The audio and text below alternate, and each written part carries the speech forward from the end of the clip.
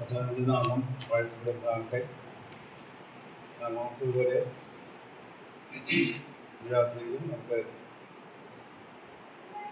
ദൈവസന്നിധിയിലായിരിക്കാനും ധ്യാനിക്കാനൊക്കെ ലഭിക്കുന്ന അവസരത്തിനായിട്ട് ഞാൻ ദൈവത്തെ സ്തുതിക്കുന്നു. ഗലാത്യ ലേഖനത്തിലുള്ളതായ ക്രൂസിനോട് ബന്ധപ്പെട്ടുള്ളതായ കാര്യങ്ങളാണ് നാം ചിന്തിച്ചുകൊണ്ടിരിക്കുന്നത്. ഗലാത്യ ലേഖനത്തിൽ നാം അത് ചിന്തിക്കുകയുണ്ടായി. ഒന്നാമത്തേത് ചിന്തിച്ചത്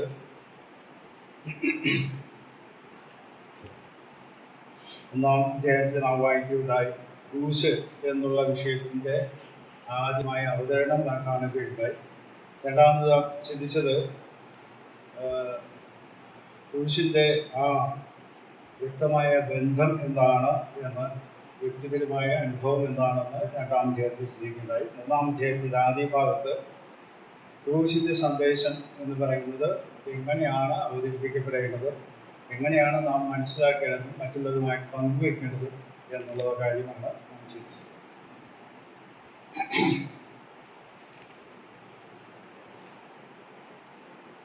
മൂന്നാം അധ്യായത്തിൻ്റെ തന്നെ 10 മുതൽ 14 വരെയുള്ള വാക്യങ്ങൾ ഇന്നത്തെ ചിന്തയ്ക്കായിട്ട് ആദ്യമായിട്ട് വായിക്കാം. ഗലാത്യ ലേഖനം 3-ാം അധ്യായത്തിൻ്റെ 10 മുതൽ 14 വരെയുള്ള വാക്യങ്ങൾ. എന്നാൽ ന്യായപ്രമാണത്തിന്റെ പ്രവൃത്തിയിൽ ആശ്രയിക്കുന്നവരും ശാപത്തിൽ വീഴാറുന്നു.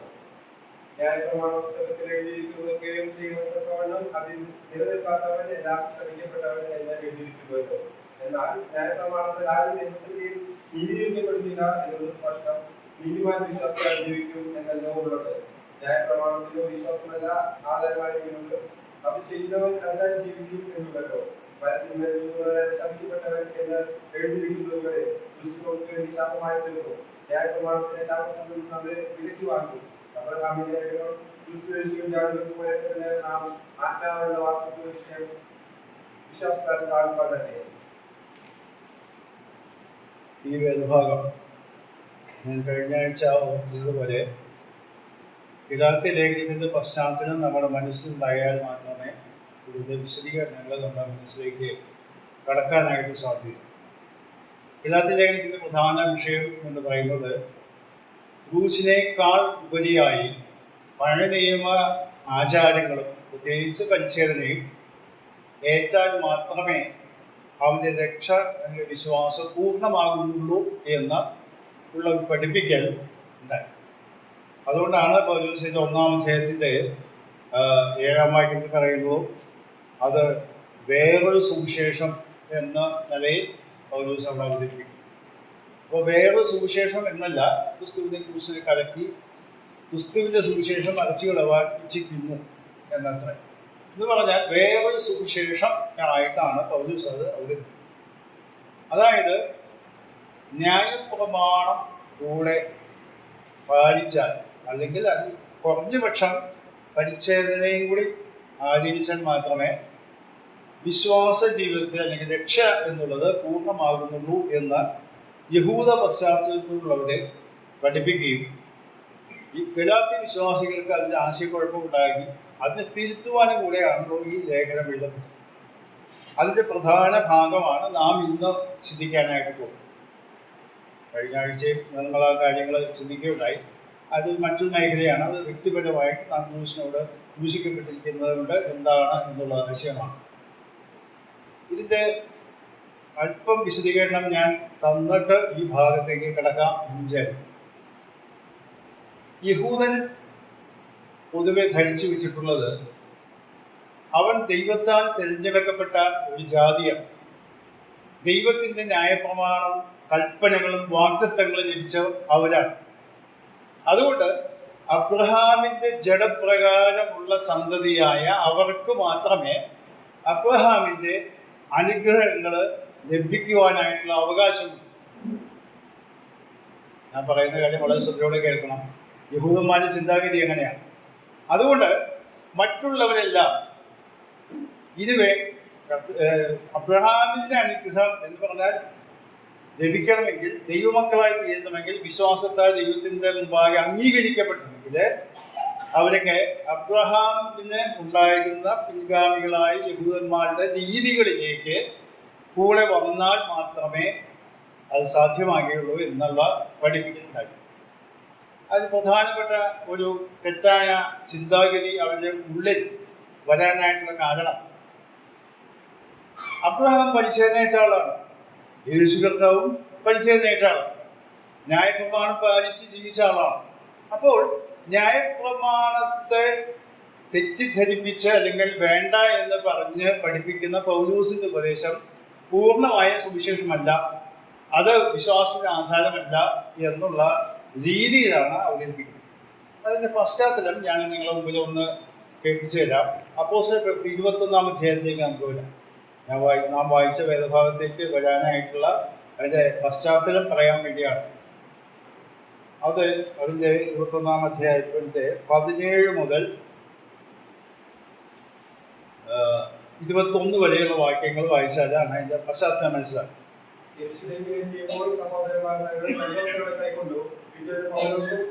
ഞങ്ങളുടെ യാക്കോബിന്റെ അടുത്ത് പോയി മൂപ്പന്മാരും എല്ലാം അവിടെ വന്നുകൂടി. അവൻ അവരെ വന്ദനം ചെയ്തു. തന്റെ ശുശ്രൂഷയാൽ ദൈവം ജാതികളിൽ ചെയ്യിച്ചത് ഓരോന്നായി വിവരിച്ചു പറഞ്ഞു. അവർ കേട്ട് ദൈവത്തെ മോശപ്പെടുത്തി. പിന്നെ അവരോട് പറഞ്ഞത്, സഹോദര, യഹൂദന്മാരുടെ ഇടയിൽ വിശ്വസിച്ചിരിക്കുന്നവർ എത്ര ആയിരമുണ്ട് നീ കാണുന്നുവല്ലോ. അവർ എല്ലാവരും ന്യായപ്രമാണമാകുന്നു. പക്ഷേ പരിശോധന ചെയ്യരുത് എന്നും നമ്മുടെ മര്യാദ അനുസരിച്ച് നടക്കരുത് എന്നും നീ ജാതികളുടെയുള്ള സകല യഹൂദന്മാരോട് പറഞ്ഞ് മോശയെ ഉപേക്ഷിച്ച് വളരാൻ ഉപദേശിക്കുന്നു എന്ന് അവർ നിന്നെ കുറിച്ച് ധരിച്ചിരിക്കുന്നു. ഇവിടെ ശ്രദ്ധിച്ചോ, യെരുശലേമിലെ സഭയ്ക്കുണ്ടായ വ്യതിയാനമാണ് ഈ കാണുന്നത്. അപ്പോസ്തലപ്രവൃത്തി 15-ാം അധ്യായത്തില് നാം വായിച്ചു നോക്കിയാൽ യെരുശലേമിലെ സഭയിൽ വലിയ തർക്കങ്ങളൊക്കെ ഉണ്ടായി. പൗലോസിന്റെ ഈ പ്രസംഗം സുവിശേഷമൊക്കെ ജാതികളും കടന്നു വന്നപ്പോൾ അവരാരും പരിച്ഛേദന അയക്കാതെ, അതിന്റെ ആവശ്യമേ ഇല്ല. ഇവിടെ അത് വളരെ വ്യക്തമായിട്ട് പറയുന്നുണ്ട്, മക്കളെ പരിച്ഛേദന ചെയ്യരുത് എന്നും നമ്മുടെ മര്യാദ അനുസരിച്ച് നടക്കരുത് എന്നും നീ ജാതികളുടെ ഇടയിൽ ഉള്ള സകല യഹൂദന്മാരോടും പറഞ്ഞ് മോശയെ ഉപേക്ഷിച്ച് കളയാൻ ഉപദേശിക്കുന്നു, അവർ നിന്നെ കുറിച്ച് ധരിച്ചിരിക്കുന്നു. മാത്രമല്ല അതിന് മുമ്പത്തെ വാക്യം വായിച്ചോ, 20-ാം വാക്യത്തില്, സഹോദര, യഹൂദന്മാരുടെ ഇടയിൽ വിശ്വസിച്ചിരിക്കുന്നവർ എത്ര ആയിരമുണ്ട് എന്ന് കാണും. എന്ന് പറഞ്ഞാൽ ആയിരക്കണക്കിന് യഹൂദന്മാരായിട്ടുള്ള ആളുകൾ യേശു കർത്താവിന്റെ രക്ഷാമാർഗം വിശ്വസിച്ച് ദൈവസഭയോട് ചേർന്ന് നിൽക്കുമ്പോൾ ഇവിടെ നിൽക്കുന്ന കാര്യം എന്താ? ഭൂരിപക്ഷത്തെ പിണക്കാതിരിക്കാൻ വേണ്ടി ചില വിട്ടുവീഴ്ചകൾ പൗലോസ് ചെയ്യണം. അതിന്റെ പേരിലാണ് പിന്നീട് പൗലോസ് അപകടത്തിലാകുന്നു, പ്രശ്നങ്ങളിലാകുന്നു, ജയിലിലാകുന്നു, തടവിലാകുന്നു ഒക്കെ. അപ്പോൾ അവരുടെ ചിന്താഗതി, യെരുശലേമിലെ സഭയുടെ ചിന്താഗതി, പൗലോസെ നീ ഇങ്ങനെ ആളുകളെ പിണക്കാനായിട്ട് പ്രസംഗിക്കുന്നത് കേൾക്കും, അത് അങ്ങനെയല്ല എന്ന് ഈ ആളുകളെ ബോധ്യപ്പെടുത്തണം. നീ എന്ത് ചെയ്യണം? കുറച്ച് ആളുകളെ കൊണ്ടുപോയിട്ട് ദേവാലയത്തിൽ ചെല്ലണം, ഒരു നേർച്ചയുണ്ടായിരുന്നു, അതിന് ചെലവ് ഞാൻ ചെയ്യാം, ആ ചരിത്രം നിങ്ങൾ താഴോട്ടുള്ള വാക്യങ്ങൾ വായിച്ചാൽ അറിയാം എന്നൊന്ന് വിചാരിച്ച. അപ്പൊ യഹൂദന്മാരായിട്ടുള്ള ആളുകൾക്കും വലിയ സന്തോഷമായി. ഭൂരിപക്ഷത്തിൽ പിണക്കട്ടല്ലോ. ക്രിസ്തീയ മാർഗത്തിൽ പറ്റുന്ന ഒരു വലിയ അബദ്ധം അവിടെയാണ്. ഭൂരിപക്ഷത്തെ പിണക്കാതിരിക്കാൻ പലപ്പോഴും വിട്ടുവീഴ്ചകൾ ചെയ്യാനായിട്ട് നിർബന്ധിക്കപ്പെടുന്ന സാധ്യത ഇവിടെ നാം കാണുന്നു. പൗലോസ് അതിന് വീണുപോയി. നമുക്കറിയാം, തിമത്തിയോസ് പാതി യഹൂദനാണ്. തിമത്തിയോസിന്റെ അമ്മ യഹൂദ സ്ത്രീ, അപ്പൻ യവനനുമായിരുന്നു. അതുകൊണ്ട് യഹൂദന്മാരുടെ ഇടയിൽ സുവിശേഷ പ്രവർത്തനം തടസ്സമാകരുതല്ലോ എന്ന് വെച്ച് മാത്രം പൗലോസ് തിമത്തിയോസിനെ പരിശീലനം കഴിപ്പിച്ചു എന്ന് നാം വായിക്കുന്നുണ്ട്. എന്നാൽ തീത്തോസിന്റെ കാര്യത്തിൽ അങ്ങനെ ചെയ്തില്ല. തീത്തോസ് യഹൂദനല്ല, അവനെ പരിശീലനം ചെയ്യാനായിട്ട് പൗലോസ് ശ്രമിച്ചുമില്ല, യാതൊരു പ്രശ്നങ്ങളും ഉണ്ടായില്ല. എന്നാൽ ഇവിടെ ഈ പശ്ചാത്തലത്തില് ഭൂരിപക്ഷം വരുന്ന ആയിരക്കണക്കിന് വരുന്നു എന്നാണ് ഇവിടെ പറയപ്പെടുന്നത്. അപ്പോൾ യെരുശലേം സഭ വലിയ സഭയായി, ആയിരങ്ങൾ വരുന്ന സഭ, അതൊക്കെ യഹൂദന്മാരെ നിന്ന് രക്ഷിക്കപ്പെട്ടു വന്നവരാണ്. അവരെ പിണക്കാതിരിക്കാൻ വേണ്ടി നീ എന്ത് ചെയ്യണം? നീ പ്രസംഗിച്ച കാര്യം ശരിയല്ല, അതായത് പൗലോസ് പ്രസംഗിച്ചത് തെറ്റാണെന്ന് ഇവിടെ പറയണം എന്നാണ് ഈ പറഞ്ഞത്. നിങ്ങൾക്ക് പശ്ചാത്തലം മനസ്സിലായി എന്ന് വിചാരിക്കും. ഇത് യഹൂദന്മാരുടെ മനസ്സിൽ ഉറച്ചിരിക്കുന്ന, രൂഢമൂലമായിരിക്കുന്ന ഒരു വലിയ ഒരു വിശ്വാസമാണ്, പ്രമാണമാണ്. ദൈവം കൊടുത്തതാണ് ഈ കൽപ്പന. അപ്പോൾ ഇതിനെ ധിക്കരിച്ച് ഇത് വേണ്ട എന്ന് പറഞ്ഞത് രണ്ടാം തരമാണെന്ന് പറഞ്ഞു. യേശു ക്രിസ്തുവിന്റെ വിശ്വാസം മാത്രം മതി രക്ഷയ്ക്ക് എന്ന് പറഞ്ഞാൽ അത് യഹൂദന്മാരെ പിണക്കും. അതുകൊണ്ട് നീ എന്ത് ചെയ്യണം? നീ അതും കൂടെ ചെയ്യുന്ന അതങ്ങനെ പറയുന്ന ആളല്ല എന്ന് വരുത്തി തീർക്കണം എന്ന്. കാരണം ഞാൻ പറഞ്ഞല്ലോ, ഇന്ന് ക്രിസ്തീയ മണ്ഡലത്തിലും ഉണ്ടാകുന്ന പ്രശ്നം ഇതാണ്. എന്താണ്? ഭൂരിപക്ഷത്തിൻ്റെതായ പ്രവണതയിൽ സത്യങ്ങൾ വളച്ചൊടിച്ച് അല്ലെങ്കിൽ തമസ്കരിക്കപ്പെട്ട് മുമ്പോട്ട് പോകുന്ന ഒരു അവസ്ഥാവിശേഷം. നിങ്ങൾ ശ്രദ്ധിച്ച് നോക്കിയാൽ അറിയാം, നമ്മുടെ വേർപെട്ട ദൈവമക്കളുടെ ഇടയിൽ പോലും അങ്ങനെയുള്ള ആശയങ്ങളുണ്ട്, ചിലപ്പോഴൊക്കെ വരുന്നുണ്ട്. എന്ന് പറഞ്ഞാൽ മുൻകാലങ്ങളിൽ പിതാക്കന്മാർ ഉപേക്ഷിച്ചതായ, വേണ്ട എന്ന് വെച്ചതായ ആർഭാട ജീവിതത്തിന്റെ ഭാഗമായ പലതും ഇന്ന് നാം മഹാഭൂരിപക്ഷം വരുന്ന ആളുകളെ പിണക്കുണ്ടായെന്ന് വെച്ച് അതൊക്കെ അംഗീകരിച്ച് കൊണ്ടുവരുന്ന മേഖലകൾ നമുക്കറിയാം. വിവാഹം, അതുപോലെ മലയാള ശുശ്രൂഷ എന്നൊക്കെ ഇന്ന് വലിയ ചെലവുള്ള പരിപാടികളാണ്, വലിയ ആർഭാടത്തോടു കൂടിയാണ് നടത്തപ്പെടുന്നത്. എത്ര മണിക്കൂർ ദീർഘിച്ച് വിവാഹ ശുശ്രൂഷ എന്നും ഏതാളും ശുശ്രൂഷ നടത്തിയതൊക്കെ വലിയൊരു പ്രശസ്തിക്ക് വേണ്ടി, സംതൃപ്തിക്ക് വേണ്ടി ചെയ്യുന്നു.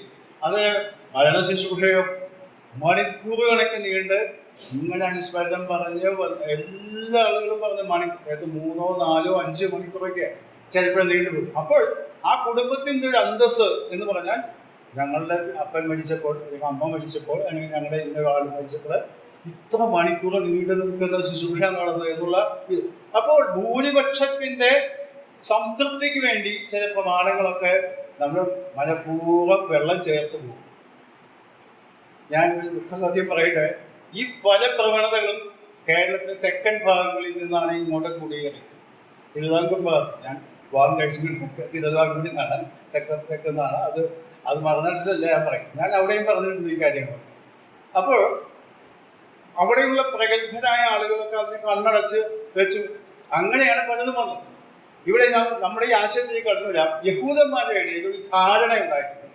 ന്യായപ്രമാണം കൂടെ ചില കാര്യങ്ങൾ കൂടെ ആചരിച്ച് വന്നാൽ വളരെ സമാധാനമായിട്ടും കൂടും. ഞാൻ ചോദിക്കട്ടെ, ബ്രദറൻ വിശ്വാസം, ബ്രദറൻ സഭകളൊക്കെ വളരെ ശോഷിച്ച സഭകളാണ്, നമുക്കറിയാം.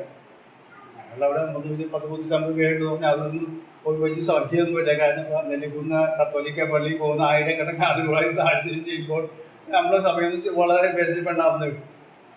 ഞാൻ ജോലി ചെയ്ത സ്ഥാപനത്തിൽ കത്തോലിക്കനുണ്ടായിരുന്നു. എന്നേക്കാൾ 2-3 വയസ്സ് കൊടുത്തതാണ്. അപ്പൊ അദ്ദേഹം ഞാനുമായിട്ട് ഇപ്പോൾ എൻ്റെ വയസ്സാണ് അത് ഇരിക്കുന്നത്. അപ്പൊ അദ്ദേഹം ഞാനുമായിട്ട് പലപ്പോഴും ഇങ്ങനെ ചർച്ച ചെയ്യാറ്. ഞാൻ ആയിട്ട് ചർച്ച ചെയ്യുമ്പോൾ ഞാൻ പലപ്പോഴും ബൈബിൾ എന്നുള്ള കാര്യം ഉദ്ധരിച്ചുകൊണ്ടാണ് സംസാരിക്കുന്നത്. അതുകൊണ്ട് അദ്ദേഹം പിന്നീട് യോസിയുടെ ആണെങ്കിൽ വലിയ പുതിയ നിയമം വാങ്ങിച്ചുകൊണ്ട് മേശയിൽ വെച്ചിരിക്കുക, വായിക്കാൻ ഇടയ്ക്കിടയ്ക്ക് വായിച്ച് നോക്കാൻ ഞാൻ പറയുന്നത് തർക്കിക്കാൻ. അപ്പൊ ഒരിക്കലും അദ്ദേഹം തർക്കിച്ച് ഇങ്ങനെയൊക്കെ പറഞ്ഞു കഴിഞ്ഞപ്പോൾ അദ്ദേഹം പറഞ്ഞു, നിങ്ങൾ പറയുന്നതൊക്കെ ശരിയായിരിക്കാം, പക്ഷെ നിങ്ങളുടെ കൂട്ടത്തിൽ ആകെ 4-3-7 ആളുകളുള്ളൂ. അദ്ദേഹം പറഞ്ഞ വാചകം 4-3-7 ആളുകളുള്ളൂ. ഇതൊക്കെ സത്യമാണെങ്കിൽ എന്തുകൊണ്ടാണ് നിങ്ങളുടെ ഒരു സ്ഥിര ആളുകൂടാത്തത്? ഞങ്ങളുടെ സഭയെ നോക്കും 100 കോടി എന്ന് അദ്ദേഹം മതി, ഇപ്പൊ 102 കോടിയിലധികം, 102 കോടി ജനസംഖ്യയുള്ള കത്തോലിക്ക സഭയുടെ നേതൃത്വമാണ് പോപ്പ്. അപ്പോൾ ഭൂരിപക്ഷം ഞങ്ങളോട് കൂടെയാണ്. ഞാൻ അദ്ദേഹത്തെ പറഞ്ഞു, മത്തായി സുവിശേഷം 7-ാമത്തെ വായിച്ചു നോക്കി, അവിടെ പറഞ്ഞിട്ടുണ്ട്. എന്താ പറയുന്നത്? നാശത്തിലേക്ക് പോകുന്ന വാതിൽ വീതിയുള്ളത്, വിശാലമാണ്, അതിന് പോകുന്നത് അനേകരാണ്. അപ്പോഴോ ഇടുങ്ങിയ വഴിയിൽ പോകുന്നതല്ല, ചുരുക്കം പേരാണ്. അത് വഴി കണ്ടെത്തത് ചുരുക്കമാണ്, അത് ദുഃഖമുള്ളതാണ്, ഞെരുക്കമുള്ളതാണ്. അപ്പോൾ നിത്യജീവിതത്തിലേക്കുള്ള പാത അങ്ങനെ ആ ബൈബിളൊന്നും എടുത്ത് വായിച്ചു നോക്ക് എന്ന് ഞാൻ പറഞ്ഞപ്പോൾ അദ്ദേഹം എടുത്ത് വായിച്ചു നോക്കി. അപ്പോ ഞാൻ പറയുന്നത്, നമ്മുടെ ആളുകളെ എണ്ണം കൂടാൻ വേണ്ടി പല വിട്ടുവീഴ്ച ചെയ്യാനായിട്ട് നമ്മളൊക്കെ ശ്രമിക്കുന്നവരാണ്. എൻ്റെ വിഷയം അതല്ല, അതുകൊണ്ട് ഞാൻ അതിലേക്ക് പോകുന്നില്ല. ഇവിടെ യഹൂദന്മാരുടേതായ തെറ്റിദ്ധാരണയുടെ കാഴ്ച തന്ത്രം. ഉൽപ്പത്തി പുസ്തകം 12-ാം അധ്യായത്തിലേക്ക് നമുക്ക് കടന്നുവിടാം. അബ്രഹാമിനോട് പൗലോസിന്റെ ന്യായവാദങ്ങൾ ഞാൻ നിങ്ങളുടെ മുമ്പിൽ അവതരിപ്പിക്കാൻ വേണ്ടിയാണ് ഇത് പറഞ്ഞത്. ഉൽപ്പത്തി പുസ്തകം 12-ാം അധ്യായത്തിലാണ് അബ്രഹാമിനെ ദൈവം വിളിക്കുന്നത്. ദൈവം വിളിച്ചിട്ട് അവിടെ അതിന്റെ 3-ാം വാക്യം ഇങ്ങനെയാണ് വായിക്കുന്നത്. ഉൽപ്പത്തി പുസ്തകം 12-ാം അധ്യായം 3-ാം വാക്യം. നിന്നെ അനുഗ്രഹിക്കുന്നവരെ ഞാൻ അനുഗ്രഹിക്കും, നിന്നെ ശപിക്കുന്നവരെ ഞാൻ ശപിക്കും, നിന്നിൽ ഭൂമിയിലെ സകല വംശങ്ങളും അനുഗ്രഹിക്കപ്പെടും. ആ വാക്ക് ശ്രദ്ധിക്കുക. നിന്നിൽ ഭൂമിയിലെ സകല വംശങ്ങളും അനുഗ്രഹിക്കപ്പെടും. നിന്റെ പിന്തുടർന്നേക്കാൾ മാത്രം അനുഗ്രഹിക്കപ്പെടും എന്നല്ല പറഞ്ഞത്.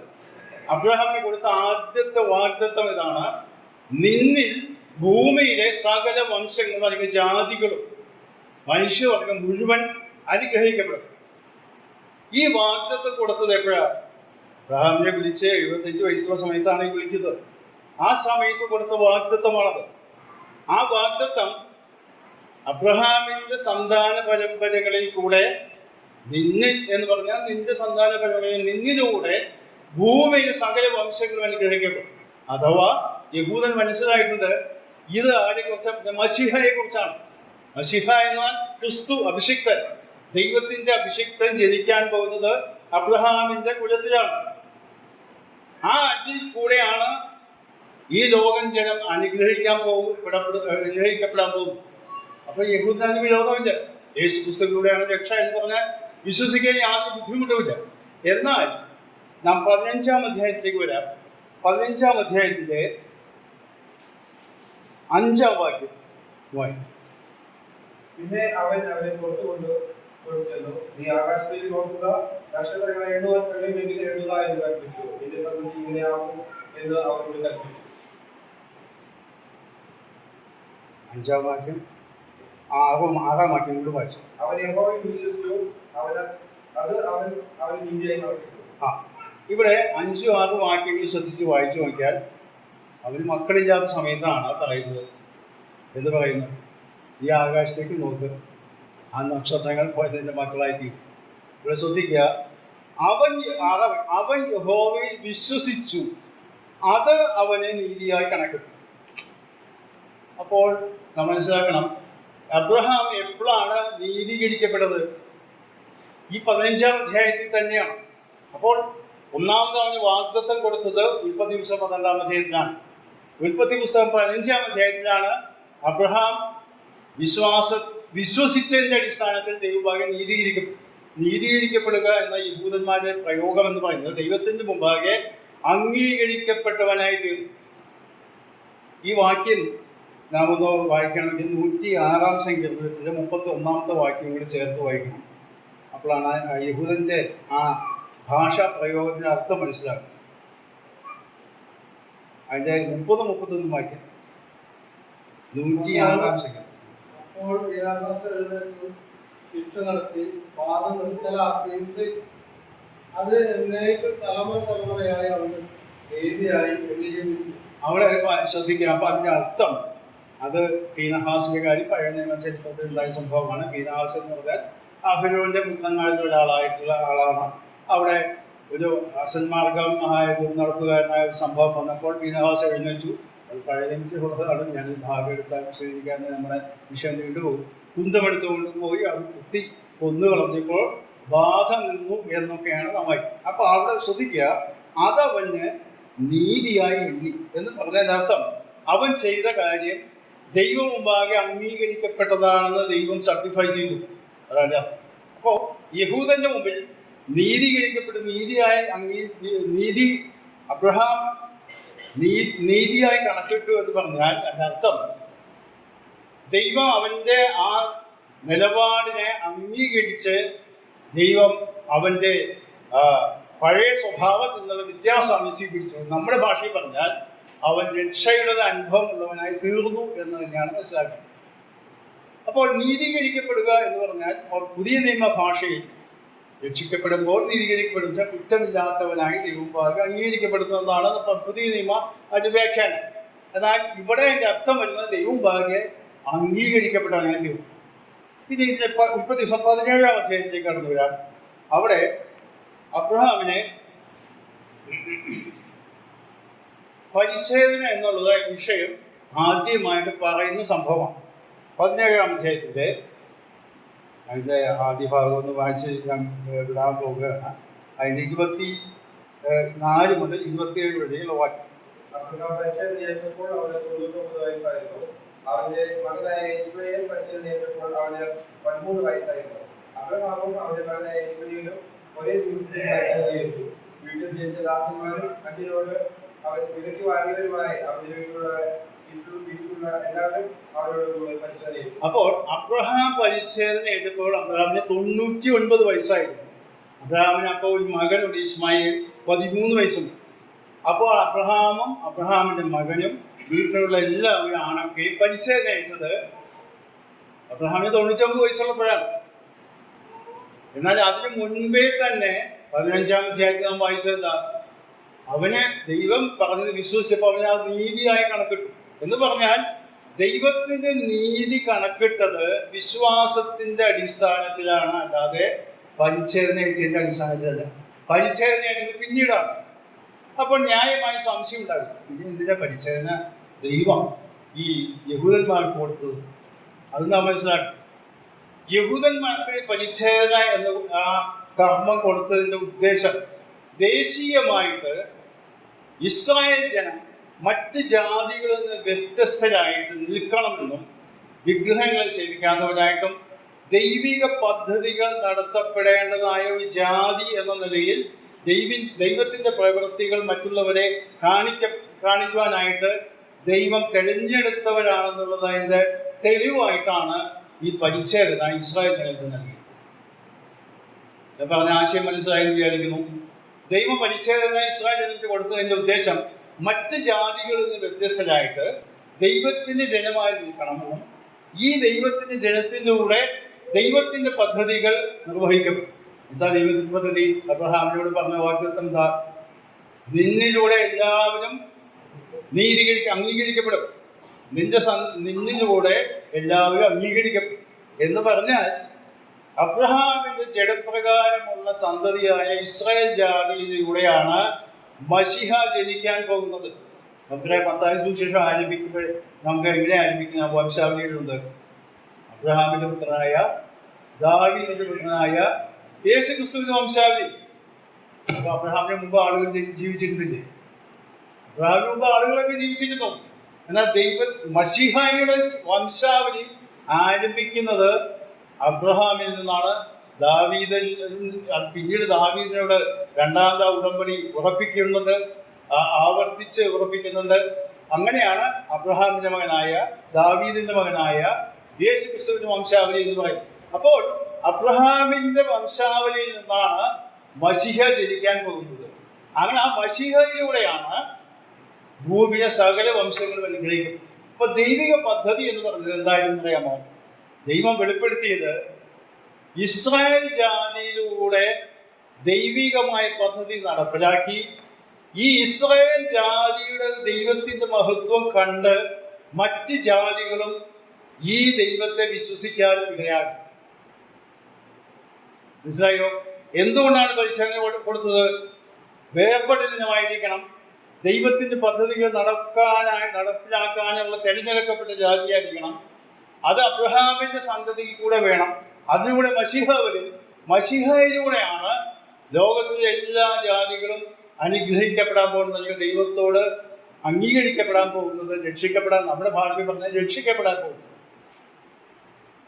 എന്നാൽ ഇസ്രായേൽ ജാതി അത് പരാജയപ്പെട്ടു. ഞങ്ങൾക്ക് ഇവനെ വേണ്ട, അവനെ ക്രൂശിക്കുക എന്ന് പറഞ്ഞ് തള്ളിക്കളഞ്ഞു. അതുകൊണ്ടാണ് യോഹന്നാന്റെ സുവിശേഷം 1-ാം അധ്യായം 12-ാം വാക്യം നമുക്കറിയാം. 11-ാം വാക്യം എന്താ പറയുന്നത്? അവൻ സ്വന്തത്തിലേക്ക് വന്നു, സ്വന്തമായവനെ കൈക്കൊണ്ടില്ല. അടുത്ത വാചകമാണ് അവനെ കൈക്കൊണ്ട് അവന്റെ നാമത്തിൽ വിശ്വസിക്കുക ഏവനും. അവിടെ യഹൂദനും യവനൊന്നും വ്യത്യാസമില്ല. ഏവനും ദൈവമക്കളാകാനുള്ള അധികാരം കൊടുത്തു. അതാണ് അതിന്റെ ചിത്രം. എന്ന് പറഞ്ഞാൽ സ്വന്തമായ യഹൂദ ജനത്തിന്റെ അടുത്തിലേക്ക് വന്ന കർത്താവിനെ ആ പദ്ധതി അവർ തള്ളിക്കളഞ്ഞു. ഞങ്ങൾക്ക് വില വേണ്ട. അപ്പോഴാണ് ദൈവത്തിന്റെ പദ്ധതി എല്ലാ ജാതികളിലേക്കും വ്യാപിക്കാനിടയായി. ദൈവത്തിന്റെ ആദ്യ ഉദ്ദേശം ഉണ്ടായിരുന്നത് അബ്രഹാമിന്റെ സന്തതിയായ ഇസ്രായേൽ ജനം ദൈവമക്കളായി തീരണമെന്നും അതിലൂടെ എല്ലാവരും ദൈവത്തിന്റെ മോക്ഷത്തേക്ക് വരണം എന്നുള്ളതായി.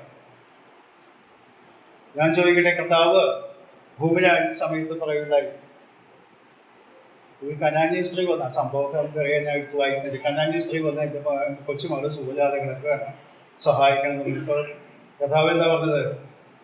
പറ്റില്ല, ഞാൻ എന്നെ അയച്ചിരിക്കുന്ന യഹൂദന്മാരുടെ അടുക്കിലേക്കാണ്, നിങ്ങളുടെ കാര്യം പരിഗണിക്കാൻ നിർത്തിയില്ല. അപ്പോഴാണ് അവള് പറഞ്ഞത്, മേശയിലുള്ള ഭക്ഷണം എടുത്ത് നായ്ക്കുട്ടികൾക്ക് കൊടുക്കാൻ പറ്റില്ല എന്ന് പറഞ്ഞപ്പോൾ അവള് പറഞ്ഞു, നായ്ക്കുട്ടികളും വീണ്ടും നുറുക്കൊക്കെ തിന്നുന്നുണ്ട് കർത്താവേ എന്ന് പറഞ്ഞപ്പോഴേ നിന്റെ വിശ്വാസം വലിയത് എന്ന് പറഞ്ഞ അതിന്റെ അർത്ഥം എന്താണെന്ന് അറിയാമോ? കർത്താവിന്റെ ഉദ്ദേശം, അല്ലെങ്കിൽ ദൈവത്തിന്റെ ഉദ്ദേശം യഹൂദ ജാതി രക്ഷിക്കപ്പെട്ട് ദൈവത്തിന്റെ ജനമായി തീർന്ന് അതിലൂടെ എല്ലാവരും ദൈവത്തെ കണ്ടുമുട്ടി വരണം എന്നുള്ളതാണ്. നമുക്കറിയാം 117 സങ്കീർത്തനം വലിയ ചെറിയ സങ്കീർത്തനമാണല്ലോ. അതിന്റെ ഒരു വാക്ക് ഞാൻ നിങ്ങളത് വായിച്ചത്, 2 വാക്കേ ഉള്ളൂ. 117 സങ്കീർത്തനം.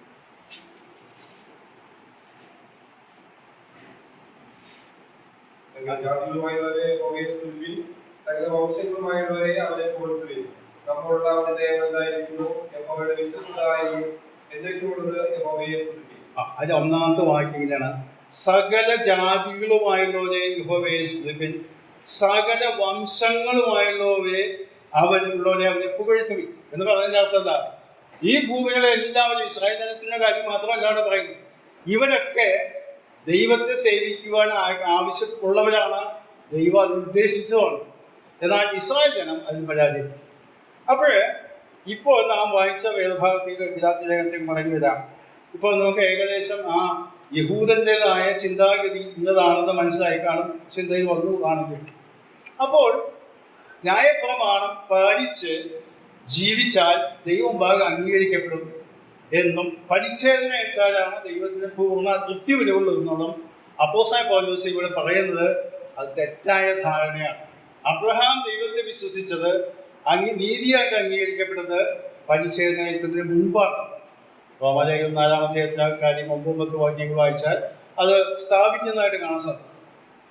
ഈ ന്യായപ്രമാണം ഇവിടെ അപ്പോസ്തലൻ പൗലോസ് സ്ഥാപിക്കുന്ന ചില കാര്യങ്ങൾ അവിടെ നാം വായിച്ചല്ലോ.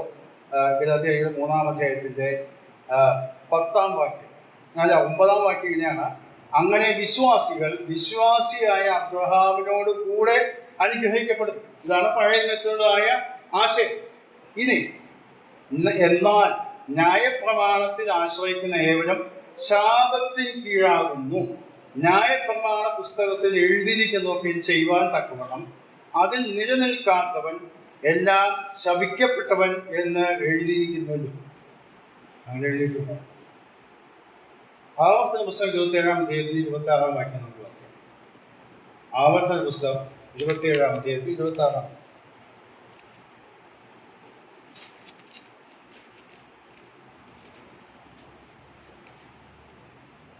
ആവർത്തന പുസ്തകം 27-26. ഈ ന്യായപ്രമാണത്തിന്റെ വചനങ്ങൾ പ്രമാണമാക്കി അനുസരിച്ച് നടക്കാത്തവൻ ശപിക്കപ്പെട്ടവൻ, ജനമെല്ലാം ആമേൻ എന്ന് പറയാം. ശ്രദ്ധിച്ചോ, ഈ ന്യായപ്രമാണത്തിന്റെ വചനങ്ങൾ പ്രമാണമാക്കി അനുസരിച്ച് നടക്കാത്തവൻ. അപ്പോൾ ഒരു സംശയം തോന്നാം, എല്ലാം അനുസരിച്ച് കുറേയൊക്കെ അനുസരിച്ചാൽ പോലെ. യാക്കോബിന്റെ ലേഖനത്തിൽ വിശദീകരണം നമുക്ക് ലഭിക്കും. യാക്കോബിന്റെ ലേഖനം 2-ാം അധ്യായം അതിന്റെ 10-ാം വാക്യം. യാക്കോബിന്റെ ലേഖനം 2-ാം അധ്യായത്തിന്റെ 10-ാം വാക്യം ഒന്ന് വായിച്ചു നോക്കുക. അവിടെ വായിക്കുന്നത് എന്താണ്? ഒരുത്തൻ ന്യായപ്രമാണം മുഴുവനും അനുസരിച്ച് നടന്നിട്ടോ ഒന്നിൽ തെറ്റിയാൽ അവൻ സകലത്തിനും കുറ്റക്കാരനായിട്ട് വരും. അവിടെ യാക്കോബ് പറയുന്നത് എന്താ? ന്യായപ്രമാണം മുഴുവൻ അനുസരിച്ച് ഒരെണ്ണം തെറ്റിച്ചാൽ സകലത്തിന് കുറ്റക്കാരനാണ്. അതിന്റെ അർത്ഥം ന്യായപ്രമാണം പാലിച്ചില്ലെങ്കിൽ അവൻ ശപിക്കപ്പെട്ടവനാണ് എന്നാണ് അതിന് പറഞ്ഞത്. അപ്പോൾ ന്യായപ്രമാണം ന്യായപ്രമാണത്തിന്റെ പോരായ്മ കൊണ്ടല്ല, മനുഷ്യരുടെ പോരായ്മ കൊണ്ടാണ് ന്യായപ്രമാണം പാലിക്കാൻ കഴിയാത്തത്. നമ്മൾ കഴിഞ്ഞ ആഴ്ച അത് ചിന്തിക്കുകയുണ്ടായി. അപ്പോൾ ന്യായപ്രമാണം പാലിച്ച് ജീവിച്ച് ദൈവത്തെ പ്രസാദിപ്പിക്കാൻ മനുഷ്യന് സാധ്യമല്ലാതെ വന്നപ്പോൾ അവരൊക്കെ ന്യായപ്രമാണത്തിന് ശാപത്തിന് കീഴാണ്. ആ ശാപത്തിന് കീഴായപ്പോൾ ഇതാണ് ഇവിടെ പറയപ്പെടുന്നത്. എന്നാൽ 11-ാം വാക്യം ഗലാത്യ 3:11, എന്നാൽ ന്യായപ്രമാണത്തിൽ ആരും ദൈവസന്നിധിയിൽ നീതീകരിക്കപ്പെടുന്നില്ല എന്നത് സ്പഷ്ടം. നീതിമാൻ വിശ്വാസത്താൽ ജീവിക്കും എന്നല്ലോ ഉള്ളത്. ന്യായപ്രമാണത്തിന് വിശ്വാസമല്ല ആധാരമായിരിക്കുന്നത്, അത് ചെയ്യുന്നവൻ അതിനാൽ ജീവിക്കും എന്നുണ്ട്. എന്ന് പറഞ്ഞാൽ ഇവിടെ പൗലോസ് പറയുകയാണ്, ഹബക്കൂക്കിന്റെ പ്രവചനത്തിൽ നിന്ന് വാക്കെടുത്ത് പറയണം, നീതിമാൻ വിശ്വാസത്താൽ ജീവിക്കും. അപ്പോൾ വിശ്വാസത്താലാണ് ദൈവത്തെ പ്രസാദിപ്പിക്കുവാൻ ജീവിക്കേണ്ടത്. ഇവിടെ ന്യായപ്രമാണം പാലിച്ച് ആർക്കും ജീവിക്കാൻ കഴിയുന്ന അവരൊക്കെ ശാപത്തിന് കീഴാണ്. അപ്പോൾ അതിന്റെ അർത്ഥം എന്താണ്? യഹൂദജാതി മുഴുവൻ ന്യായപ്രമാണം മുഴുവൻ പാലിക്കാതെ ദൈവത്തിന്റെ ശാപത്തിന് കീഴായി നിൽക്കുന്ന സമയത്താണ് യേശു കർത്താവ് വന്ന് ന്യായപ്രമാണത്തിന്റെ ശാപം ഏറ്റുവാങ്ങി ക്രൂശിൽ മരിച്ചത്. ശരിയാകുമോ? ഇവിടെ അങ്ങനെയാണ് വായിക്കുന്നത്. അതിൽ വായിക്കുന്നത് എന്താ? മരത്തിന്മേൽ തൂങ്ങുന്നവനെല്ലാം ശപിക്കപ്പെട്ടവൻ എഴുതിയിരിക്കുന്നു പോലെ ക്രിസ്തു നമുക്ക് വേണ്ടി ശാപമായി തീർന്നു. ന്യായപ്രമാണത്തിന്റെ ശാപത്തിൽ നിന്ന് നമ്മെ വിലക്കുവാൻ. അത് പറഞ്ഞതിന്റെ അർത്ഥം ന്യായപ്രമാണത്തിന് ശാപം എന്ന് പറഞ്ഞാൽ ന്യായപ്രമാണം പൂർത്തീകരിക്കാൻ കഴിയാത്തവനൊക്കെ ശപിക്കപ്പെട്ടവരാണ്. എന്നാൽ യേശു കർത്താവ് എന്ന് പറഞ്ഞു, ഞാൻ ആ ശാപം ഏറ്റെടുത്തോളാം. മനുഷ്യവർഗം അല്ലെങ്കിൽ യഹൂദന്മാരുടെ ശാപം, ന്യായപ്രമാണം തെറ്റിച്ചിട്ടുള്ള ആളുകളുടെ ശാപം ഞാൻ ഏറ്റെടുത്തോളാം എന്ന് പറഞ്ഞ ശപിക്കപ്പെട്ടവനായി തീർന്നു എന്നാണ് ഈ പറഞ്ഞത്. ഇത് അംഗീകരിക്കാൻ പറ്റുമോ നമുക്ക്? 2 21 വാക്യത്തിൽ നമ്മൾ വായിക്കുന്നത് എന്താ? നമുക്കറിയാമെന്ന് വിചാരിച്ചത് ഞാൻ പെട്ടെന്ന് പറഞ്ഞത്. 2 21 വായിച്ചേ. പാപമറിയാത്തവനെ നാം അവനിൽ ദൈവത്തിന് നീതിയാകേണ്ടതിന് അവൻ നമുക്ക് വേണ്ടി പാപമായി. പാപം അറിയാത്തവനെ നാം അവന് ദൈവത്തിന് നീതിയാകേണ്ടതിന് അവൻ നമുക്ക് വേണ്ടി പാപം ആക്കി. അതുപോലെയുള്ള പ്രസ്താവനയാണ് ഇത്. അവിടെ പാപം അറിയാത്തവൻ പാപമാക്കി എന്ന് പറഞ്ഞാൽ പാപിയുടെ സ്ഥാനം വഹിച്ചു. ഇവിടെ പറയുന്നത് ന്യായപ്രമാണം പാലിക്കാൻ കഴിയാതെ ശപിക്കപ്പെട്ടവരായി തീർന്നവരുടെ ശാപം കർത്താവ് വഹിച്ചു. അപ്പൊ യേശു കർത്താവിന്റെ മരണം ശാപമരണമായിരുന്നു. ഇവിടെ അങ്ങനെയാണല്ലോ പറയുന്നത്. അതിന് മനസ്സിലാകണമെങ്കിൽ ആവർത്തന പുസ്തകം 21-ാം അധ്യായത്തിൽ 22-ാം വാക്യം വായിക്കും. ആവർത്തന പുസ്തകം 21-ാം അധ്യായത്തിന്റെ 22-ാമത്തെ വാക്യം. ഒരുത്തൻ മരണയോഗ്യമായ ഒരു പാപം ചെയ്തിട്ട് അവനെ കൊണ്ട് ഒരു മരത്തിൽ തൂക്കിയാൽ അവന്റെ ശാപം മരത്തിന്മേൽ രാത്രി മുഴുവനും ഇരിക്കരുത്. അന്ന് തന്നെ അത് ക്രൂശിലിടണം. തൂങ്ങി മരിച്ചവൻ ദൈവസന്നിധിയിൽ ശാപഗ്രസ്തനാകുന്നു. നിന്റെ ദൈവമായ യഹോവ നിനക്ക് അവകാശമായി വരുന്ന ദേശം നീ അശുദ്ധമാക്കുന്നു. ഇവിടെ പറയുന്നത് തൂങ്ങി മരിച്ചവൻ ദൈവസന്നിധിയിൽ ശാപഗ്രസ്തൻ. നമുക്കറിയാം അപ്പോസ്തല പ്രവൃത്തികളിലും ലേഖനങ്ങളിലും ഒക്കെ ഒരുപോലെ യഹൂദന്മാരുടെ ഭാഷയിൽ ക്രൂശിന്മേൽ തൂക്കിക്കൊന്നാലും മരത്തിന്മേൽ തൂക്കിക്കൊന്നാലും ഒന്ന് തന്നെയാണ്. അങ്ങനെ പറഞ്ഞിട്ടുണ്ടോ? യേശു കർത്താവിന് ക്രൂശ് മരണം മരത്തിന്മേൽ തൂക്കിക്കൊന്നു എന്ന് പല സ്ഥലങ്ങളിൽ പറഞ്ഞിട്ടുണ്ട്. ഒരു ഭാഗം ഞാൻ വായിച്ചു കേൾപ്പിച്ചു തരാം. അപ്പോസ്തല പ്രവൃത്തി 13-ാം അധ്യായത്തിൽ അപ്പോസ്തലൻ പൗലോസ് ചെയ്യുന്ന പ്രസംഗമാണ്. അപ്പോസ്തല പ്രവൃത്തി 2-ാം അധ്യായത്തിൽ പത്രോസ് പറയുന്നുണ്ട്. അവിടെ അതിന്റെ 29-ാമത്തെ വാക്യം, 28, 29 വാക്യം വായിക്കാം. അപ്പോസ്തല പ്രവൃത്തി 13-ന്റെ 28, 29. മരണത്തിനൊരു ഹേതുവും കാണാനിട്ടും അവനെ കൊല്ലണം എന്ന് അവർ പിലാത്തോസിനോട് അപേക്ഷിച്ചു. അവനെ കുറിച്ച് എഴുതിയിരിക്കുന്നതൊക്കെ തികച്ച ശേഷം അവർ അവനെ മരത്തിൽ നിന്ന് ഇറക്കി കല്ലറയിൽ വെച്ചു. നമുക്ക് സുവിശേഷങ്ങളിൽ വായിക്കുന്നത് എന്താ? ക്രൂശിൽ മേൽ നിന്ന് ഇറക്കി എന്നാണ്. അപ്പൊ യഹൂദനെ സംബന്ധിച്ചിടത്തോളം ക്രൂശിൽ നിന്ന് ഇറക്കി എന്ന് പറഞ്ഞാൽ മരത്തിൽ നിന്ന് ഇറക്കി എന്ന് പറഞ്ഞാൽ രണ്ടും തൂക്കി മരണമാണ്, തൂക്കിക്കൊല്ലലാണ്. അത് കൊലപാതകമാണ്, അല്ലെങ്കിൽ കൊല്ലുന്നത് ശിക്ഷയാണല്ലോ ക്രൂശ് മരണം. അപ്പൊ യേശു കർത്താവ് അനുഭവിച്ചത് യഹൂദന്റെ ഭാഷയിൽ ശാപമരണമാണ്. എന്തുകൊണ്ടാണ് യഹൂദന് യേശുവിനെ മശീഹായിട്ട് അംഗീകരിക്കാൻ കഴിയാത്തതെന്നറിയാം. നാം കുരിന്ത്യലേഖനത്തിൽ വായിക്കുന്നത് യഹൂദന്മാർക്ക് ഇടർച്ചയാണ്, യഹൂദന്മാർക്ക് അത് ഭോഷത്വമാണ്. എന്താ ഇടർച്ച അവരെ സംബന്ധിച്ചോളം? യേശുവിന്റെ മരണം അവർക്ക് ഇടർച്ചയാണ് എന്ന് പറയുന്നത്. യേശു ദൈവപുത്രനാണെങ്കിൽ ഇതുപോലെ ശപിക്കപ്പെട്ടവൻ മരണമോ? ദൈവപുത്രൻ ശപിക്കപ്പെട്ടവനായിട്ട് മരിക്കുമോ? അത് അവർക്ക് അംഗീകരിക്കാൻ കഴിയുന്നതല്ല. അതുകൊണ്ടാണ് ഇവിടെ പൗലോസ് പറയുന്നത് ശാപമാണ്. ആ ശാപം ഏറ്റുവാങ്ങിയവനാണ് കർത്താവായ യേശു ക്രിസ്തു. എന്നിട്ട് പറയണം, ന്യായപ്രമാണ ശാപത്തിൽ നമ്മെ വിലക്കുക. അതുകൊണ്ട് സാധിപ്പിച്ചത്. അപ്പോൾ ഇവിടെ പറയുന്നത് വിശ്വാസത്തിന്റെ രക്ഷാമാർഗവും ന്യായപ്രമാണത്തിന്റെ രക്ഷാമാർഗവും രണ്ടാണ്. ന്യായപ്രമാണത്തിന്റെ മാർഗം എന്ന് പറയുന്നത് ചെയ്ത് ദൈവത്തെ പ്രസാദിപ്പിക്കുക. അതുവഴി മനുഷ്യന് സാധ്യമല്ല. എന്നാൽ ഇവിടെ പറയുന്നത് വിശ്വാസത്തിന്റെ മാർഗമാണ്. വിശ്വസിച്ച് രക്ഷിക്കപ്പെടുക എന്നുള്ളതാണ്. ന്യായപ്രമാണത്തിന് കീഴിൽ നിൽക്കുന്നവരൊക്കെ ശപിക്കപ്പെട്ടവരാണ്. ആ ശാപം കർത്താവ് ഏറ്റുവാങ്ങി അവരെ സ്വതന്ത്രരാക്കി വിട്ടയച്ചു. അപ്പോൾ യഹൂദനായാലും ജാതികളിൽപ്പെട്ടവനായാലും ദൈവമക്കളായി തീർന്നത് വിശ്വാസത്തിന്റെ അടിസ്ഥാനത്തിൽ മാത്രമാണ്. അതുകൊണ്ട് പരിച്ഛേദന ഒന്നുമല്ല എന്നാണ് ഇവിടെ പറയുന്നത്. അതുകൊണ്ട് നമുക്ക് തീർന്നില്ല. അതിന്റെ ന്യായപ്രമാണ ശാപത്തിൽ നമുക്ക് 14 വാക്യം നാം വായിച്ചത് എന്താ? അബ്രഹാമിന്റെ അനുഗ്രഹം ക്രിസ്തുയേശുവിൽ ജാതികൾക്ക് വരേണ്ടതിന് നാം ആത്മാവെന്ന വാഗ്ദത്ത വിഷയം വിശ്വാസത്താൽ പ്രാപിപ്പാൻ.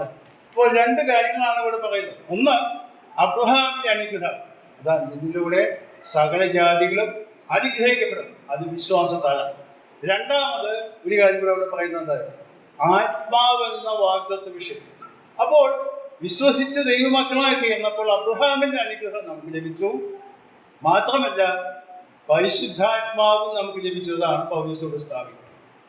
ഇതാണ് ഈ 3-ാം അധ്യായത്തിന്റെ ആദ്യ ഭാഗത്ത് പറയുന്നത്.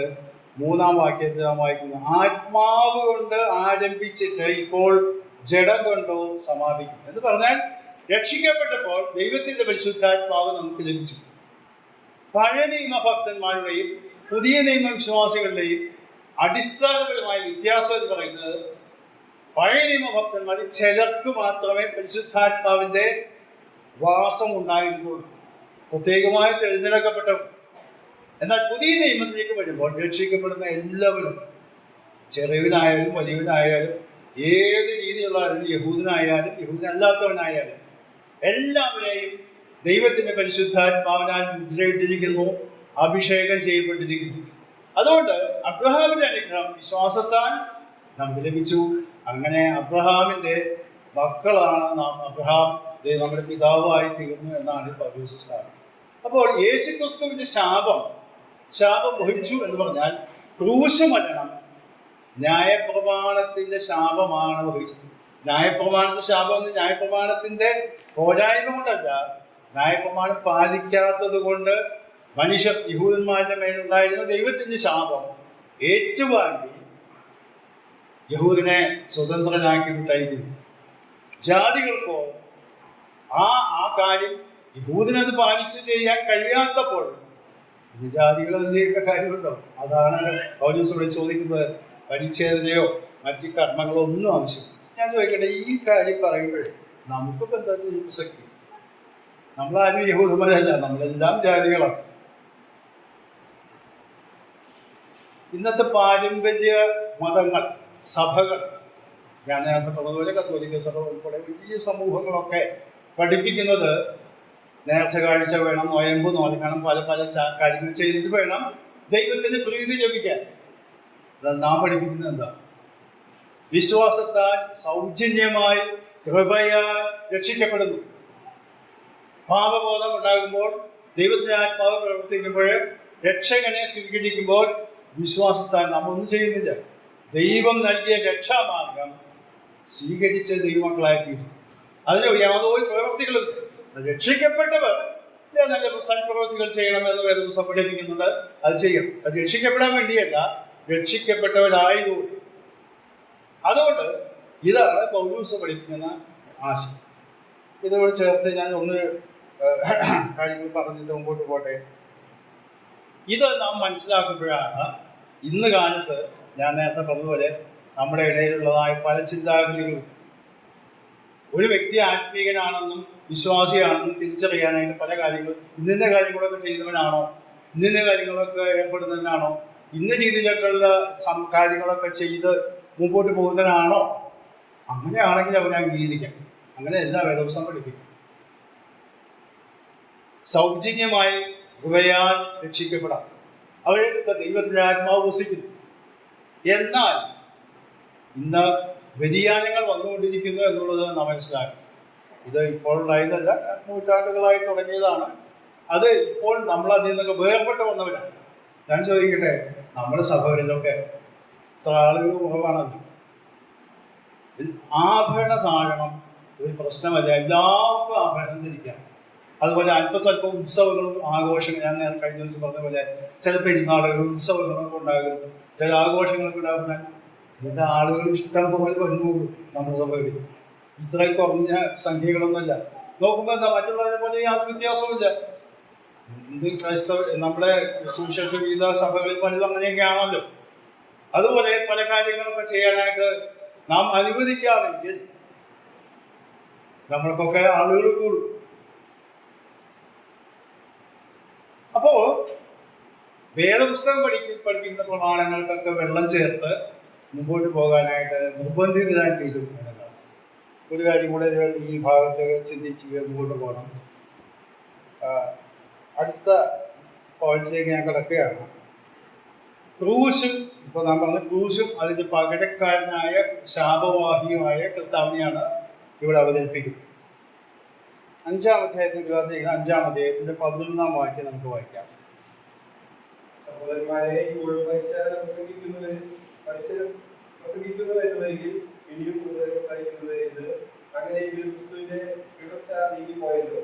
ഇനി 6-ാം അധ്യായത്തിന്റെ 12-ാം വാക്യം വായിക്കാം. ജഡത്തിൽ സുമുഖം കാണിക്കാൻ ഇച്ഛിക്കുന്ന വ്യക്തിയും ക്രിസ്തുവിനെ ക്രൂശിക്കുന്ന ഉപദ്രവം സഹിക്കാതിരിക്കേണ്ടതിന് മാത്രം നിങ്ങളെ പരിശീലന ഏർപ്പാൻ നിർബന്ധിക്കുന്നു. ഈ രണ്ട് ഭാഗത്തും വായിക്കുന്ന ചില വാക്കുകൾ ക്രൂശും ഉപദ്രവവും അല്ലെങ്കിൽ ഇടർച്ചയും, ക്രൂശും ഇടർച്ചയും അല്ലെങ്കിൽ ക്രൂശും ഉപദ്രവം, അതാണ് വിഷയം. ഈ രണ്ട് ഭാഗത്തും ഇവിടെ വായിക്കും. 11-ാം വാക്യത്തിൽ ഉപദ്രവം, ഇവിടെ നാം വായിക്കുന്നു ഉപദ്രവം. 12-ാം വാക്യത്തിലും 6-ാം അധ്യായത്തിലും വാക്യം എന്ന് പറഞ്ഞാൽ ഇവിടെ അപ്പോസ്തലൻ പൗലോസ് രണ്ടാമത്തെ വേറൊരു മേഖലയിലേക്ക് കടക്കുകയാണ്. ക്രൂശിന്റെ വചനം പ്രസംഗിക്കുമ്പോൾ ആളുകൾക്ക് ബുദ്ധിമുട്ടായി. ഞാൻ നേരത്തെ അപ്പോസ്തലൻ 21-ാം അധ്യായത്തിൽ ചൂണ്ടിക്കാണിച്ചതുപോലെ ക്രൂശ് മാത്രം മതി രക്ഷയ്ക്ക്, പരിച്ഛേദന വേണ്ട എന്ന് പറഞ്ഞാൽ ഒരു ഉപദ്രവങ്ങൾ കൂടുന്നു. അതേസമയം പരിച്ഛേദനയും എടുക്കാം, കുഴപ്പമില്ല, യേശു കർത്താവിൽ വിശ്വസിക്കാമെന്ന് പറഞ്ഞാൽ ആയിരങ്ങളുണ്ടെന്നാണ് ഇവിടെ അപ്പോസ്തലൻ 21-ാം അധ്യായത്തിൽ വായിച്ചത്. ഭൂരിപക്ഷത്തെ തൃപ്തിപ്പെടുത്തി മുമ്പോട്ട് പോകാം. എന്നാൽ വാസ്തവമായി യേശു കർത്താവിന്റെ ക്രൂശിലൂടെ മാത്രമാണ് രക്ഷ എന്ന് പഠിപ്പിക്കുകയും പ്രസംഗിക്കുകയും ചെയ്താൽ പ്രശ്നമായി. ഇവിടെ പറയുന്ന അപ്പോസ്തലൻ പൗലോസ് ഉപദ്രവം പറ്റാൻ ഇടർച്ച വരുന്നത് എന്താ? ഉപദ്രവം സഹിക്കണം. പൗലോസ് പോലും അന്ന് കാലത്ത് ക്രൂശിനെ പറ്റി മാത്രം പ്രസംഗിച്ചപ്പോൾ, പരിച്ഛേദന ആവശ്യമില്ലാതെ പ്രസംഗിച്ചപ്പോൾ ഉപദ്രവം തുടങ്ങി. എന്ന് പറഞ്ഞാൽ യഹൂദന്മാരെ ഉപദ്രവിക്കാൻ തുടങ്ങി. ഞാൻ പ്രവൃത്തി വായിച്ച പല സ്ഥലങ്ങളിലും ഈ യഹൂദ മതാനുസാരികളും യഹൂദന്മാരൊക്കെ വന്നുകൂടി ഇങ്ങനെ തല്ലി ഓടിച്ചു, 1-2 പ്രാവശ്യം കല്ലെറിഞ്ഞ് വീഴ്ത്തി മരിച്ചു എന്ന് പോലും ആയിത്തീർന്നു. മറ്റുള്ളവരെല്ലാം ചെയ്തത് യഹൂദന്മാരായിട്ടുള്ള ആളുകളാണ് ആ കാര്യങ്ങൾ മുൻപിൽ നിന്നത്. എന്തുകൊണ്ടാണെന്ന് അറിയാമോ? പൗലോസ് ക്രൂശിനെ മാത്രം പ്രസംഗിച്ചപ്പോൾ ഉപദ്രവം. 6-ാം അധ്യായത്തിൽ വായിക്കുന്നത് ജഡത്തിൽ സുമുഖം കാണിക്കാൻ ഇച്ഛിക്കുന്നവരേക്ക് എന്ന് പറഞ്ഞാൽ എല്ലാവരും മുമ്പിൽ നല്ല വെള്ളം ചമഞ്ഞ് നടക്കാനായിട്ട് അത് ശരിയാ, ഇത് ശരിയാ, കഴിഞ്ഞ ആഴ്ച പറഞ്ഞതുപോലെ എല്ലാം ശരിയാ, അത് കുഴപ്പമില്ല, ഇത് കുഴപ്പമില്ല, അതായിക്കോട്ടെ, ഇതായിക്കോട്ടെ എന്നൊക്കെ ഒരുമിച്ച് ചേർത്ത് കൊണ്ടുപോവുകയാണെങ്കിൽ എല്ലാവർക്കും വളരെ സന്തോഷം. പലപ്പോഴും ഞാൻ ഈ വേദവസം വായിച്ചുകൊണ്ടിരുന്നപ്പോൾ എൻ്റെ ശ്രദ്ധയിൽ കടന്നൊരു വാക്യം, പലപ്പോഴും ആളുകൾ പ്രസംഗം കേട്ട് കഴിയുമ്പോൾ ഇയാളുടെ പ്രസംഗങ്ങൾ കേൾക്കാനായിട്ട് ഒരു പരിഹാരമില്ല. കാരണം ഇമ്പം പറ്റില്ല. ചിലരുടെ പ്രസംഗങ്ങൾ വളരെ ശിക്ഷ, വളരെ അനൗഢം. കർത്താവ് തന്നെ പറഞ്ഞ വാക്കുണ്ട്. ലൂക്കോസിന്റെ സുവിശേഷം 6-ാം അധ്യായത്തിലില്ല.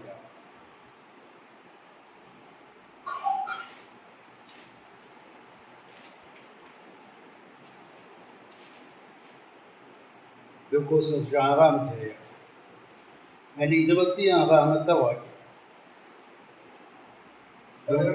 നിങ്ങളെ പുകഴ്ത്തി പറയുമ്പോൾ നിങ്ങൾക്ക് അയ്യോ കഷ്ടം, അവരുടെ പിതാക്കന്മാർ കള്ളപ്രവാചകന്മാരെ അങ്ങനെ ചെയ്തുവല്ലോ. ഇവിടെ കർത്താവ് എന്താ പറയുന്നത്? സകല മനുഷ്യരും നിങ്ങളെ പുകഴ്ത്തി പറയുമ്പോൾ നിങ്ങൾക്ക് അയ്യോ കഷ്ടം. അങ്ങനെ പറയാൻ പറ്റും. ഒരാൾ പ്രസംഗം നന്നായി എന്നൊക്കെ പറഞ്ഞ് എല്ലാവരും പ്രശംസിക്കുകയാണെന്ന് ഇരിക്കുകയാണ്. അപ്പൊ കർത്താവ് എന്താ പറഞ്ഞാൽ നിങ്ങൾക്ക് അയ്യോ കഷ്ടം. എന്തായാലും അർത്ഥം ഇത് മത്തായി സുവിശേഷത്തിൽ പറയുമ്പോൾ തിരിച്ച് കുറച്ച് വേറെ രീതിയിലാണ് പറയുന്നത്. അതായത് നിങ്ങളെല്ലാവരും പുകഴ്ത്തി ഇതൊക്കെ നിങ്ങളെ പ്രതിഫലം കിട്ടിപ്പോയി എന്നാ. ഇവിടെയുള്ള പ്രതിഫലം കിട്ടി, നിങ്ങൾക്ക് അവിടെ പ്രതിഫലം ഒന്നുമില്ല. അതിന് മറ്റൊരു രീതിയിലാണ് ലൂക്കോസ് ഇവിടെ അവതരിപ്പിക്കുന്നത്. എല്ലാവരും നിങ്ങളെ പുകഴ്ത്തി പറയുമ്പോൾ നിങ്ങൾക്ക് അയ്യോ കഷ്ടം. പിന്നെ അതിൽ പിന്നെ പറയുന്നത് അവരുടെ പിതാക്കന്മാർ കള്ളപ്രവാചകന്മാരായിട്ട് അങ്ങനെ ചെയ്തു എന്ന് പറഞ്ഞാൽ കള്ളപ്രവാചകന്മാരെ വളരെ വാചാലമായി സംസാരിക്കുന്നവരെ, ഇമ്പകരമായി സംസാരിക്കുന്നവരെ, തിരുത്തോസ ലേഖനത്തിൽ വായിക്കുമ്പോൾ നാം വായിക്കുമ്പോൾ പ്രത്യേക വാക്യം അവർക്ക് പ്രത്യേക വാക്കാണ് അവിടെ ഉപയോഗിക്കുന്നത്. അവരെ കേൾവിക്കാർക്ക് വളരെ കർമ്മരസമാകുമാർ ആ വാക്കാണ് അവിടെ ഉപയോഗിച്ചത്. അതായത് ചെവികൾക്ക് ഇമ്പകരമായ രീതിയിൽ സംസാരിച്ചാൽ അത് ഇവിടെ ദൈവത്തിന്റെ വ്യവസ്ഥയല്ല. ഇവിടെ കർത്താവ് തന്നെ പറയുകയാണ്. അപ്പോൾ ക്രൂശിന്റെ വചനം എന്ന് പറയുന്നത് പരിച്ഛേദന ആവശ്യമില്ല എന്ന് പറയുമ്പോൾ പൗലോസ് ഉപദ്രവം തുടങ്ങി, ബുദ്ധിമുട്ട് തുടങ്ങി, വിമർശനങ്ങൾ തുടങ്ങി. ഇവിടെ ഞാൻ പറഞ്ഞത് യെരൂശലേമിലെ സഭ ഇവരെ വിളിച്ച് മൂപ്പന്മാരാണ് വിളിച്ച് താക്കീത് ചെയ്യുന്നത്. നീ അങ്ങനെ ചെയ്യരുത്, ആളുകളെ കണക്കരുത്. ഈ ആയിരക്കണക്കിന് വേണ്ടി യഹൂദന്മാരൊക്കെ പിന്തിരിച്ചു പോകും. നമുക്കറിയാം, ചില ആളുകളിൽ പണ്ടുകാലത്ത് ഞാൻ കേട്ടിട്ടുണ്ട്, അത് വാസ്തവമാണോ എന്ന് എനിക്ക് അറിഞ്ഞുകൂടാ. ആളുകൾ അംഗീകരിക്കാൻ പറ്റാത്ത ഗ്രൂപ്പുകളുണ്ടായി. ചില സ്ഥലത്ത് സുശേഷം സാഹിബ് വന്ന് പ്രസംഗിച്ച് ആളുകൾ രക്ഷിക്കപ്പെട്ടു. അപ്പോൾ അധകൃതരായിട്ടുള്ള ആളുകളും സുറിയാനി ക്രിസ്ത്യാനികളും എല്ലാവരും ഒരുമിച്ച് വന്നിട്ട് കർത്തവേശം ആചരിക്കാൻ തുടങ്ങി. അപ്പോൾ ഈ ഉന്നതകുലതയായിട്ടുള്ള ആളുകൾ വന്ന സാഹിബ് ഈ പരിപാടി പറ്റില്ല, ഞങ്ങളും ഇവര് ഒരുമിച്ചിരുന്ന് കർത്തവേശം ആചരിക്കാൻ നടക്കണം. സാഹിബ് നോക്കിയപ്പോൾ ഇവിടുത്തെ ഉന്നകുല ജാതക എന്ന് പറയുന്നത് സാഹിബിനെ ആവശ്യമുള്ള എല്ലാം കർത്തവ്യം തന്നെയാണ്. ഇവിടുത്തവരൊന്നുമല്ല, എല്ലാം ഇതൊക്കെയാണ്. മറ്റൊരു സാഹിബ് അത് പറഞ്ഞാൽ മനസ്സിലാകുന്നില്ല. സാഹിബ് പറഞ്ഞു, യേശുവിന്റെ രക്തത്താൽ വീണ്ടെടുക്കപ്പെട്ട എല്ലാവരും ദൈവമക്കളാണ്, നാം ഒന്നിച്ചല്ലേ കർത്തവേശം ആചരിക്കേണ്ടത്, ഒരേ ശരീരത്തിന്റെ അംഗങ്ങളാണല്ലോ. അങ്ങനെയാണെങ്കിൽ ഞങ്ങളില്ലേ സാഹിബിന്റെ കൂടെ, ഞങ്ങൾ ഇനി പോവുകയാണെങ്കിൽ പഴയ തിരിച്ചു പോകുന്ന പറഞ്ഞ് ഞാൻ കഥ കേട്ടിട്ടുണ്ട്. ഉള്ളതാണോ എന്ന് എനിക്ക് അറിഞ്ഞുകൂടാ. ആശയം ഇതാണ്, ഈ യഹൂദന്മാരുടെ മനോഭാവം തന്നെ. ഞങ്ങളുടേതായ രീതികളിലേക്ക് നിങ്ങൾ ചേരണം, പരിച്ഛേദന ഏൽക്കണം, നിങ്ങൾ യഹൂദന്മാരായി തീരണം. ഇത് പ്രസംഗിച്ചാല് ഇവിടെ പൗലൂസ് പറയണം. പൗലൂസ് എന്ന് പറഞ്ഞാൽ ഏറ്റവും കേവനായ വ്യക്തിയാണല്ലോ. ദൈവവചനത്തിൽ വളരെ ലേഖനങ്ങൾ എഴുതുകയോ അടിസ്ഥാന പ്രമാണങ്ങൾ പഠിപ്പിക്കുകയും ചെയ്ത പൗലോസിന് പോലും ഉപദ്രവം നേരിടേണ്ടി വന്നു. ഇവിടെ വായിക്കുന്നത് ലേഖനാംശിന്റെ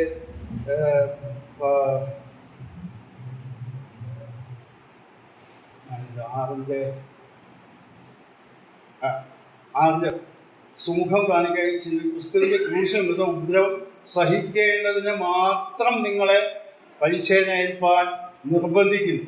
ഇനി അത് താഴോട്ട് വായിക്കുന്നു 15-ാം വാക്യത്തില്, പരിച്ഛേദനയുമില്ല, അഗ്രചർമ്മവുമില്ല, പുതിയ സൃഷ്ടി അത്രേ. ഇതെല്ലാം പ്രാധാന്യം എന്ന് പൗലോസ് അവിടെ ശക്തമായ നിലയിൽ അവതരിപ്പിക്കുന്നതായിട്ട് കാണിച്ചു. ദൈവങ്ങളെ, ഇവിടെ പൗലോസ് ചൂണ്ടിക്കാണിക്കുന്നത് നമ്മുടെ ഇന്നത്തെ വർത്തമാന കാലത്തിലെ ചിന്താഗതികളോട് ചേർത്ത് ചിന്തിക്കുക. പലരും നമ്മെ അധിക്ഷേപിക്കുന്നത് പെരുന്നാളില്ലാത്തവര്, ആചാരങ്ങളില്ലാത്തവര്, ആഭരണം ധരിക്കാത്തവര്, ഇതൊക്കെ. അപ്പോൾ അങ്ങനെ സമൂഹത്തിൽ ഒരു വല്ലാത്ത അവസ്ഥയിലാണ് അവരൊക്കെ നമ്മെ കാണുന്നത്. പ്രത്യേകിച്ച് നമ്മുടെ സഹോദരിമാരെ കാണുമ്പോഴൊക്കെ അവർ എന്തൊരു മോശമാണ് എന്നൊക്കെ പറഞ്ഞിട്ടാണ് അവർ അഭിപ്രായങ്ങൾ പറയുന്നത്. ഞാൻ കഴിഞ്ഞ ദിവസം എൻ്റെ അനുഭവമൊക്കെ ഞാൻ പറഞ്ഞത്.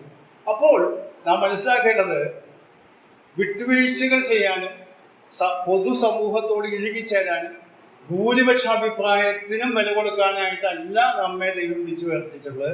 ദൈവവചനത്തിന്റെ വ്യവസ്ഥ അനുസരിച്ച് ജീവിക്കാം. അങ്ങനെയാണെങ്കിൽ എല്ലാവരെയും പ്രീതിപ്പെടുത്തി പ്രസാദിപ്പിച്ച് ജഡത്തിൽ സുമുഖം കാണിച്ച് നടക്കാനാണെങ്കിൽ നമ്മൾ വായിക്കുന്നത് എന്താണ്? ഒരു കുഴപ്പമില്ല. അവരാണ് പരിച്ഛേദന വേണോ, പരിച്ഛേദന ആയിക്കോട്ടെ, അത് വേണം ഇത് വേണമെന്നൊക്കെ നമുക്കറിയാം. ഇപ്പോൾ മുൻകാലങ്ങളിൽ നമ്മുടെ സഭാ കൂടിവരവുകളിൽ പോലും ചിന്തിക്കാൻ പോലും കഴിയാതിരുന്ന പല സംഭവങ്ങൾ ഇപ്പോൾ അതൊരു സ്ഥിര സംഭവങ്ങളായിട്ട് തീർന്നുകൊണ്ടിരിക്കുകയാണ്.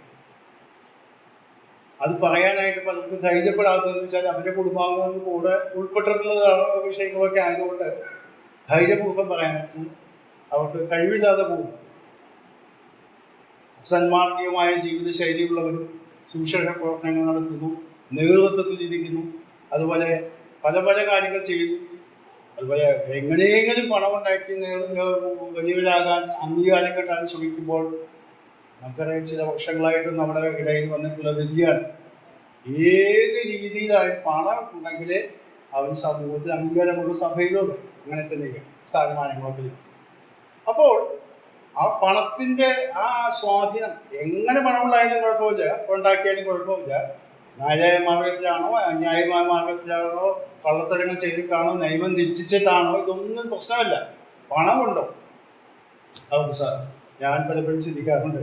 എന്നിട്ട് അവരൊക്കെ സുവിശേഷ പ്രവർത്തകർക്കൊക്കെ സംഭാവന കൊടുക്കും. എനിക്കന്ന് കാണിച്ചു ഈ ഗുരുവായൂരമ്പലത്തിലൊക്കെ നമുക്കറിയാം വലിയ വലിയ സ്വർണത്തിന്റെ ഉരുപ്പടികളാണ് അവിടെ കാണിക്കായിട്ട് വരുന്നത്. അത് എവിടുന്നാ വരുന്നത്, എന്താ വരുന്നത് നമുക്ക് അന്വേഷിക്കേണ്ട കാര്യമില്ല, കിട്ടിയതൊക്കെ അവർ മേടിച്ചു. അപ്പോൾ കള്ളപ്പണമായിരിക്കും, അല്ലെങ്കിൽ കള്ളക്കടത്ത് നടത്തിയതിൻ്റെ വിഹിതമായിരിക്കാം, അതൊക്കെ അവിടെ സ്വീകരിക്കും. എന്നാൽ ദൈവത്തിൻ്റെ വചനം പറയുന്നത് അങ്ങനെയല്ല. നമ്മളെ ലക്ഷ്യവും മാർഗവും ശരിയായിരിക്കണം എന്നാണ് കർത്താവ് പഠിപ്പിച്ചത്. അത് തന്നെയാണ് അപ്പോസ്തലന്മാർ പഠിപ്പിച്ചത്. എന്നാൽ പിൽക്കാലത്ത് നാം വേദപുസ്തകം ശ്രദ്ധിച്ച് വായിച്ചു നോക്കി അറിയാം, ആദ്യ നൂറ്റാണ്ടിൽ തന്നെ അതിൻ്റെതായ സ്വാധീനങ്ങളുണ്ടായി. 2-ാം നൂറ്റാണ്ടിലാണ് ദൈവസഭയുടെ എല്ലാ വ്യതിയാനങ്ങളും കടന്നു വന്നു. ഒരു മലയാളത്തിലൊരു പുസ്തകം ലഭ്യമാണ്, ക്രിസ്തീയ സഭയുടെ വ്യതിയാനങ്ങൾ എന്ന് പറയുന്ന ഒരു പുസ്തകം. അത് പുത്തങ്കാവുള്ളതായ ഒരു സഹോദരനാണ് എഴുതിയത്. വേറെ ഡീറ്റെയിൽസിൻ്റെ പണ്ട് കാലത്ത് ഞാൻ വായിച്ച ചെറിയ പുസ്തകം. അതിൽ അദ്ദേഹം എഴുതിയത് ദൈവസഭയുടെ വ്യതിയാനങ്ങളൊക്കെ അപ്പോസ്തലന്മാരുടെ കാലം കഴിഞ്ഞതോടുകൂടെ 2-ാം നൂറ്റാണ്ടിലുള്ളതാണ് വ്യതിയാനങ്ങൾ വന്നു തുടങ്ങിയത്. പൗരോഹിത്യം വന്നു, പള്ളികൾ വന്നു, ആചാരങ്ങൾ വന്നു, ഇതൊക്കെ കൊണ്ടുവന്നു. എന്നിട്ട് പറഞ്ഞത് ന്യായം, അപ്പോസ്തലന്മാരുടെ ശിഷ്യന്മാരായിട്ടുള്ള ആളുകളാണ് ഇതൊക്കെ കൊണ്ടുവന്നത്. അപ്പോൾ അപ്പോസ്തലന്മാരിൽ നിന്ന് ലഭിച്ച ഉപദേശം അനുസരിച്ചൊക്കെ തന്നെയാണ് ഇതൊക്കെ ചെയ്യുന്നത് എന്നൊക്കെയാണ് ന്യായങ്ങൾ പറഞ്ഞു എന്നാണ് അദ്ദേഹം അതിൽ എഴുതി വെച്ചത്. എന്നാൽ ദൈവവചനത്തിൻ്റെതായ വസ്തുതകൾ ഉൾക്കൊണ്ട് ജീവിക്കാൻ ദൈവം നമുക്ക് ധാരാളമായി തുറ നൽകട്ടെ. ദൈവം ഈ പഠനം നമ്മുടെ അടുത്ത ആഴ്ചയോടുകൂടി ഗലാത്യലേഖനത്തിലുള്ള ചിന്തകൾ അവസാനിക്കും. അങ്ങനെ ഇപ്പം തൽക്കാലം ഈ ക്രൂസിൻ്റെ ചിന്തകൾ അവസാനിപ്പിക്കാം എന്നാണ് ഞാൻ പ്രതീക്ഷിക്കുന്നത്. ദൈവം നമ്മെ സഹായിക്കും.